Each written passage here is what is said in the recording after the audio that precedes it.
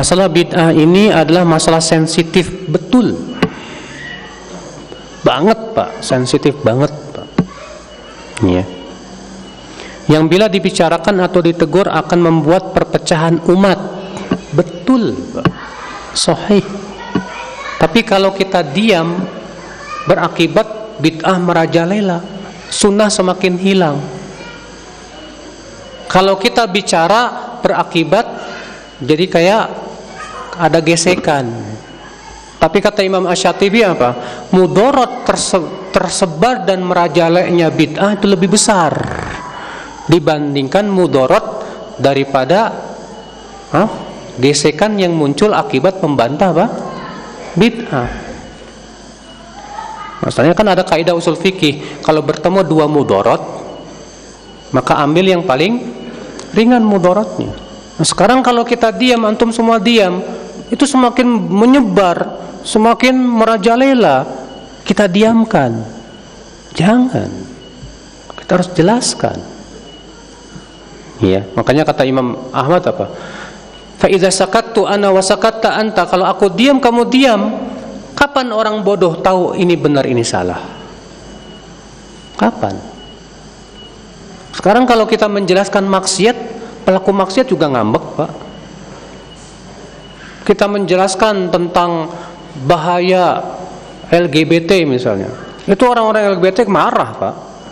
Apakah hanya karena takut berpecah belah kemudian kita diam? Apa bedanya? Sama halnya dini.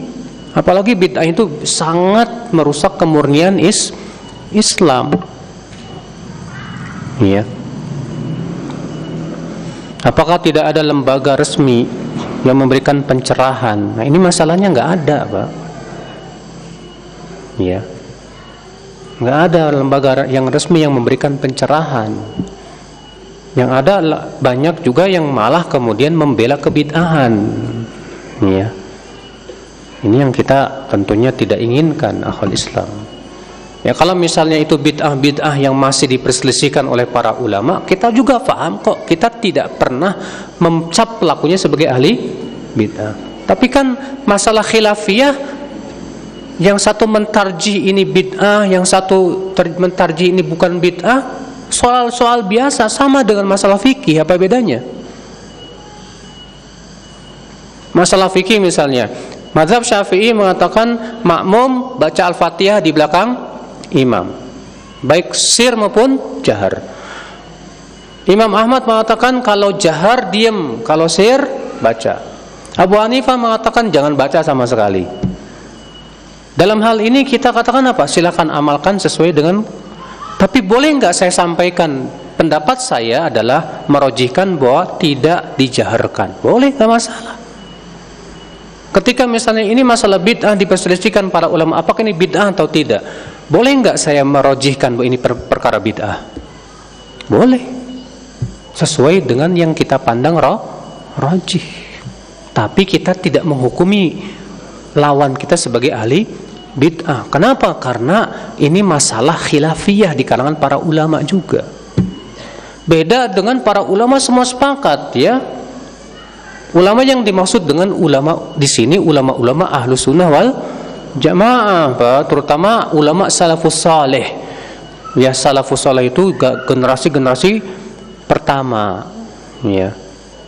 Kalau misalnya mereka semua sepakat seluruhnya tanpa terkecuali mengatakan itu bid'ah, masa kita diem? Karena di zaman sekarang ini kan, Pak, banyak perkara-perkara yang di zaman dahulu para ulama sudah sepakat, di zaman sekarang diperselisihkan. Padahal di zaman dulu tidak ada perselisihan. Di zaman sekarang terjadi perselisihan. Dianggaplah ini masalah khilafiyah. Padahal setelah kita cross check, kita gali-gali, di zaman dahulu nggak ada perselisihan. Nggak ada. Ini yang penting harus kita pahami, ya. Memang sensitif banget memang, Pak, pembahasan masalah ini, Pak. Iya. Makanya saya kalau membahas masalah bid'ah itu harus detail pembahasannya, Pak. Kenapa bid'ah, sisi bid'ahnya, kaidahnya begini, supaya orang paham. Tidak semata-mata ini bid'ah selesai titik. Biasanya orang nggak bakalan terima, Pak. Enak aja main bid'ahin. Ente pengadilan akhirat apa? Iya. Nah, ini saudaraku sekalian, saya pernah disurati, Pak, oleh seorang kiai ke saya. Anda ini menghukumi orang neraka dan yang lain-lain. Saya kirim surat lagi, Pak Kiai yang saya hormati, ya, beda menghukumi neraka dengan menghukumi perkara itu bid'ah atau salah secara syariat.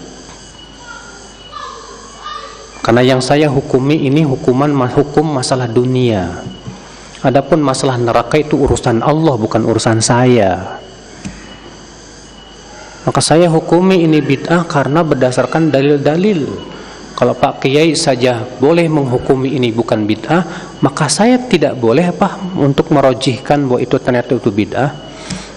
Ini masalah-masalah ilmiah, Pak Kiai. Masalah ilmiah kita diberikan kebebasan untuk melihat mana yang paling kuat sesuai dengan ilmu, hujjah, bukan sesuai dengan hawa nafsu. Alhamdulillah, besoknya Pak Kiainya ngirim salam buat saya, Pak. Salam buat Ustadz Badru. Kalau kiainya berilmu, insya Allah, Pak, paham. Tapi kalau kiainya kurang ilmunya, ya ngambek-ngambek aja isinya. Ya.